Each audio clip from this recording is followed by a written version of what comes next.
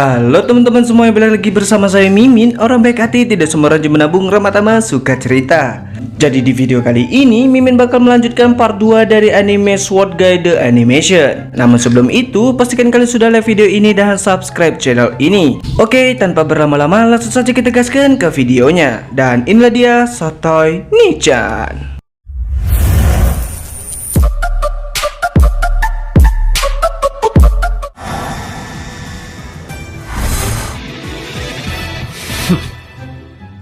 Sebelum mulai Mimin kasih tahu dulu karena di part sebelumnya Mimin lupa. Jadi Amon ini seorang penempah yang cukup berbakat, di mana Gai adalah muridnya. Kembali ke alur yang mana Ichijo berangkat untuk menjalankan misi, di mana Ichijo ini memiliki kekuatan cakram yang dulunya saat kisah India kuno menceritakan sebuah negara yang membuat para dewa marah. Menggunakan lingkaran cahaya, seorang utusan para dewa datang untuk menghukum raja dan rakyatnya. Dari serangan itu tidak ada yang tersisa. Dikatakan lingkaran cahaya yang digunakan utusan itu adalah cakram, di mana benda itu ditinggalkan dan dipuja sebagai senjata para dewa lalu disegel. Pengguna dari cakram sebagai core almanya, kristalis terhebat Soshidai dialah Seiya Ichijo. Sementara itu, Amon bersama seorang kakek bernama Kigetsu sedang menceritakan Shiryu kalau ternyata pedang Shiryu ada dua. Dan pedang yang bersama Gai itu memiliki versi terburuk, di mana versi unggulannya berada di luar sana.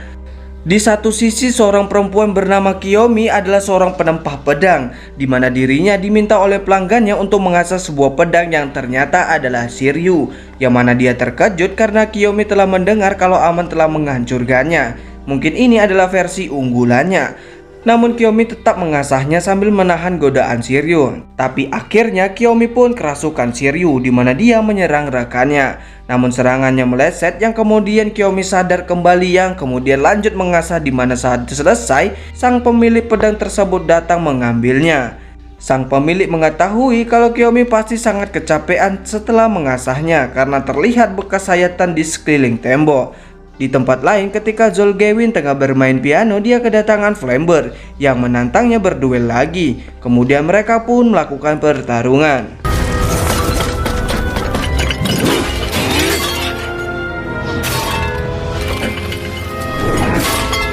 Ketika mereka bertarung, mereka dilihat oleh Busoma lain yaitu Grims dan Arnis, di mana Grims sangat mengenal Zolgewin. Grims ini disebut sebagai malaikat kematian sejak kelahiran umat manusia. Dia berkata kalau era Busoma sudah dekat. Kembali ke pertarungan di mana lagi-lagi Zolgewin menang.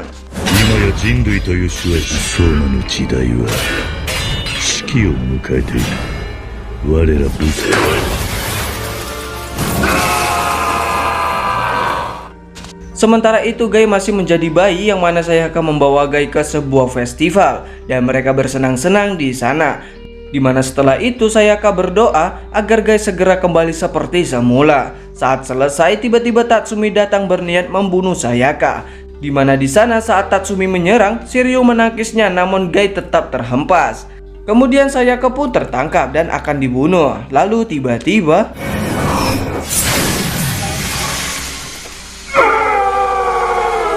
Ichijo pun datang menolong Sayaka. Setelah itu terjadilah pertarungan.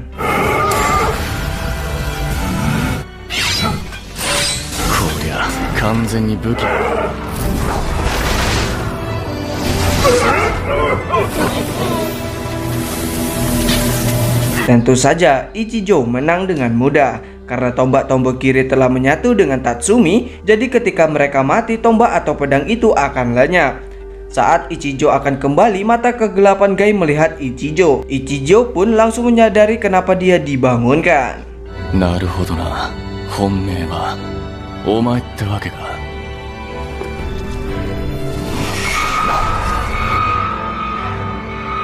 Kemudian Ichijo mendekati Gai lalu menyuruh Gai untuk menunjukkan dirinya yang sebenarnya. Ichijo juga tahu kalau Gai kembali menjadi bayi. Lalu Kagetsu datang menghentikan itu. Di sana Kagetsu tahu kalau Ichijo berasal dari Soshidai. Kalau Gai dapat mengendalikan dirinya, Ichijo akan membawanya ke markas Soshidai. Namun kalau sebaliknya, Ichijo akan membunuhnya. Kigetsu bukan hanya tahu Soshidai, tapi juga Gabi. Gabi juga sama seperti Soshidai. Namun menurut Ichijo, mereka adalah orang-orang yang tidak penting. Mereka hanya bermain permainan anak-anak. Perkataan itu pun didengar oleh salah satu utusan Gabi langsung yang datang setelah berurusan dengan Busoma, di mana dia bernama Shion. Shion merupakan manusia biasa. Di sana Shion menantang Ichijo bertarung yang akhirnya mereka pun berduel. Gabi memiliki jurus Kenpo kosong di mana teknik mengosongkan pikiran dan mengumpulkan kekuatan suci ke dalam satu pukulan.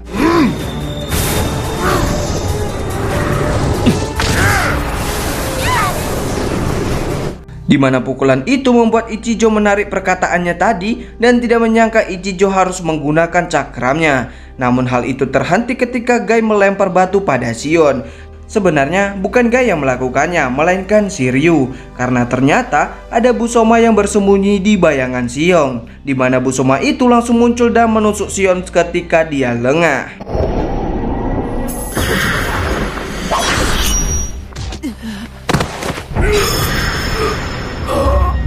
Melihat hal tersebut, Shiryu bangkit yang langsung menyerang Busoma tersebut.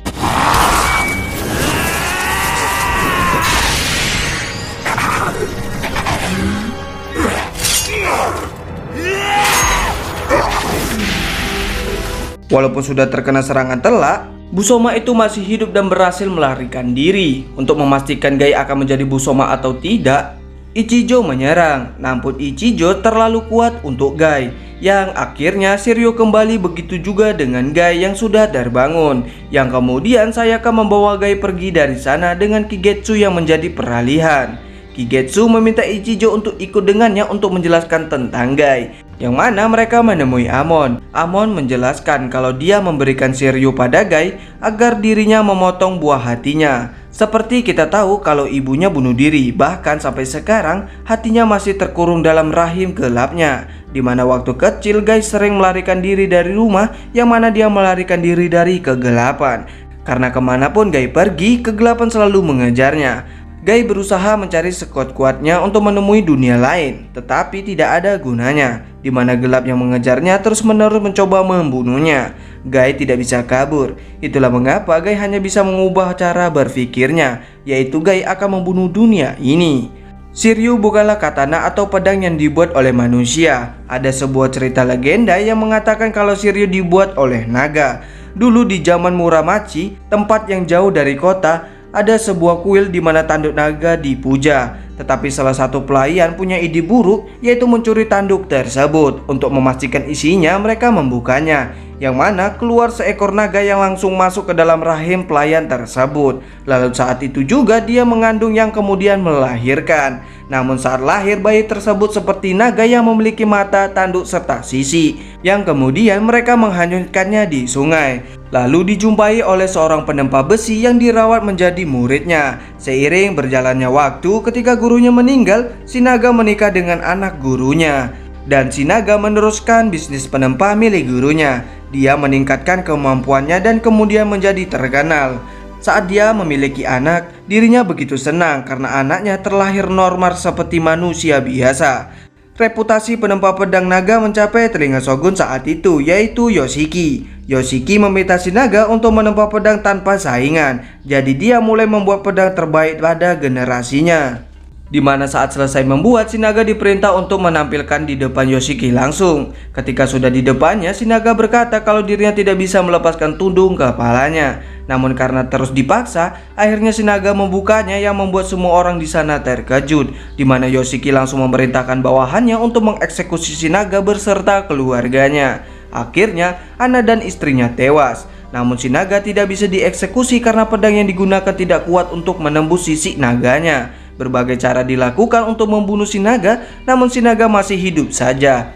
Pada akhirnya mereka menyerah lalu membuang si naga di lautan yang jauh. Untuk membalaskan dendam kematian istri dan anaknya, si naga membuat dua pedang yang ketika telah selesai, si naga bunuh diri dengan pedang yang lebih buruk. Sedangkan pedang yang lebih baik terbang memotong kepala Yoshiki. Pierce accepted the Shiryu with What is that? Since then, tubuh abadinya yang tidak bisa ditembus oleh pedang menerima Shiryu tanpa menolak sama sekali. Setelah itu dua Shiryu menghilang. tapi terkadang bayangan Shiryu dapat dilihat ketika orang-orang besar dibunuh. Itulah kisah dari dua Shiryu. Mendengar cerita tadi, Ichijo menjadi tertarik dengan Gai dan berniat tinggal di sana sampai Gai kembali. Lalu tak lama Gai pun kembali. Saat itu juga Ichijo langsung mengajak Gai untuk ikut dengannya ke Soshidai, karena disitulah dunia yang Gai inginkan. Amon pun sudah menerima apapun keputusan Gai, yang akhirnya Gai ikut bersama Ichijo. Keesokan harinya mereka pun OTW ke markas Soshidai. Namun sebelum itu Ichijo mampir ke rumah seorang wanita tua bernama Kei, di mana Ichijo memberitahukan pada Gai kalau wanita tadi adalah pacarnya. Ya tidak heran karena Ichijo sering dibekukan atau tertidur dengan waktu yang cukup panjang. Seperti sebelumnya dia sudah tertidur selama 16 tahun. Ichijo juga menjelaskan tentang kristalis yang dirasuki senjata dan akan menjadi Busoma suatu hari nanti. Untuk menunda itu mereka akan dibekukan di Soshidai. Gai disuruh pergi jalan-jalan karena Ichijo ingin bermesraan dulu. Kemudian pergilah Gai ke kota, di mana saat berjalan Gai menemukan pamflet sebuah acara bernama Jiwa Pedang. Namun acara itu tidak sesuai dengan harapan Gai, karena ternyata hanya acara battle permainan, yang mana ada seorang gadis bernama Midorika yang tidak terkalahkan dalam battle game tersebut. Saat selesai pertandingan, lawan Midorika menghampiri dirinya, di mana dirinya bercerita kalau Midorika menyelamatkan dirinya saat akan bunuh diri dari pekerjaannya. Namun berkat senyuman Midorika membuat dirinya merasa percaya diri lagi. Memang tidak masuk akal, tapi memang itulah ceritanya. Midorika tidak peduli dengan semua perkataannya, malah dirinya mencaci maki pria itu. Pria itu terus mengikuti Midorika, yang mana hal itu membuat Midorika muak lalu memukulinya dengan puas. Setelah banyak menerima pukulan, sang pria pun membalas dengan buasnya hingga Midorika bonyok. Dari pertengkaran itu dilihat oleh Flamber yang kondisi tubuh inangnya sudah mulai hancur. Flamber yang butuh tubuh baru pun mendatangi Midorika dan menghasutnya dengan berkata, "Gunakanlah aku untuk menguasai dunia." Seketika Midorika mengambilnya lalu mencincang sang pria.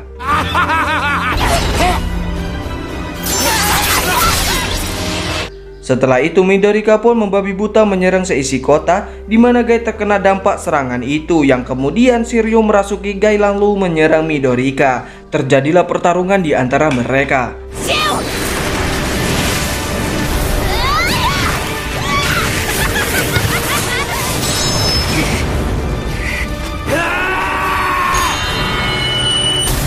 Sementara itu Ichijo masih berdasar dengan Kai. Setelah itu Ichijo mengajak Kai ke pantai. Saat Kai bersiap-siap, telepon berbunyi yang mengatakan kalau Kai mengidap penyakit yang harus segera ditangani dokter. Namun Kai tidak peduli akan hal itu. Mereka pun pergi ke pantai dan mereka bersenang-senang di sana. Dirasa cukup, mereka pun pulang. Namun saat di rumah, penyakit Kai semakin memburuk yang mengharuskan Kai meninggal dunia. Bertepatan dari itu, Soshidai yang melihat pertarungan Gai melawan Flamber melapor pada Ichijo, yang kemudian Ichijo datang menyerang Flamber. Namun Midorika atau Flamber kabur dari sana. Setelah itu mereka berdua pun pergi dari sana. Sementara itu di sebuah kapal milik wanita bernama Yasuko, kini mereka tengah mencari sebuah harta karun bajak laut Trolla. Namun pencarian hari ini mereka gagal. Profesor yang ada di kapal tersebut bercerita tentang palu galon, yang dimana palu galon adalah senjata legendaris yang diduga dirasuki oleh bajak laut Trolla,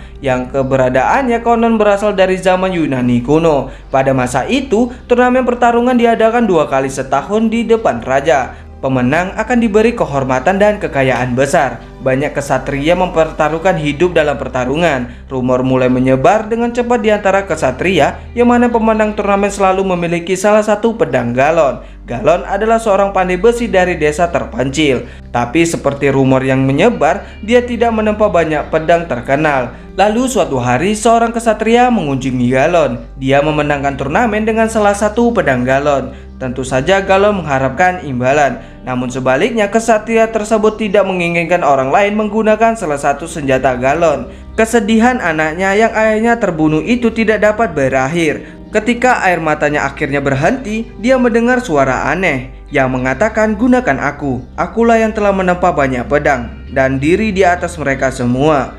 Dengan kekuatanku, balaskan dendam Galon." Itu adalah suara dari palu galon. Kemudian anak itu melakukan seperti yang dikatakan Palu dan pergi ke turnamen, di mana dia melawan kesatria yang telah membunuh ayahnya.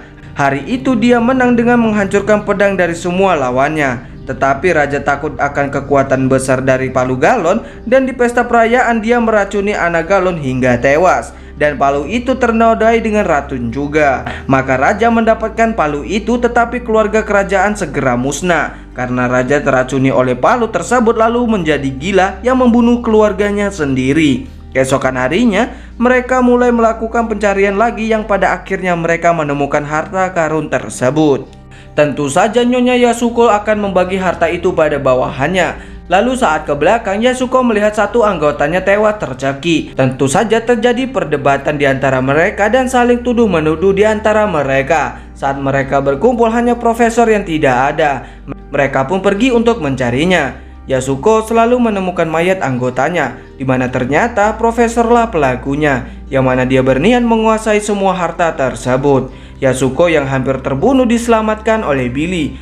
Namun kini Billy berbalik untuk membunuh Yasuko. Yasuko yang akan melakukan perlawanan harus terjebur ke dalam laut dan tenggelam. Namun terdengar suara yang ternyata suara dari palu galon.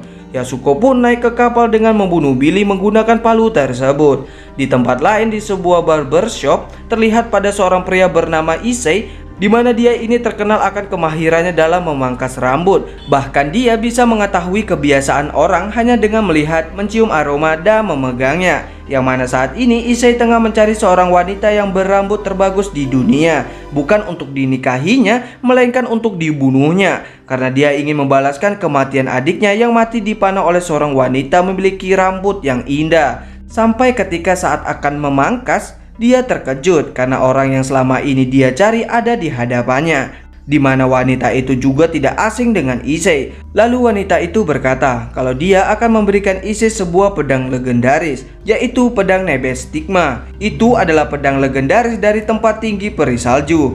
Bertahun-tahun lalu ketika dua orang kampung jatuh cinta dengan peri salju, keduanya bertarung demi memperebutkan cinta mereka. Salah satu yang kalah menjangkau peri salju dan membisikkan keinginan terakhir padanya, yang berkata kalau dia mati tolong peluk dia di dada peri. Dan keinginan tersebut pun dikabulkan. Namun dia mematahkan rusuknya sendiri dan menusuk dada sang peri, yang mana dia lebih memilih membunuhnya daripada membiarkan orang lain memilikinya. Tulang yang merenggut nyawa sang peri pun berubah menjadi pedang iblis Nebes Stigma dan menjadi haus darah. Setelah selesai memangkas, wanita itu pun pergi, yang mana Issei mengikutinya diam-diam namun diketahui oleh sang wanita. Issei pun mengatakan tujuannya lalu menembak. Namun wanita itu tidak tewas, malah pulih kembali. Si wanita memberi Issei pedang Nebes Stigma yang kemudian memasukkannya ke dalam tubuh Issei. Saat kejadian adik Issei terbunuh, wanita itu tidak mengetahuinya. Mungkin busur panah itu yang telah merasukinya. Setelahnya sang wanita pergi sambil berkata kalau Issei akan menjadi Busoma suatu hari nanti.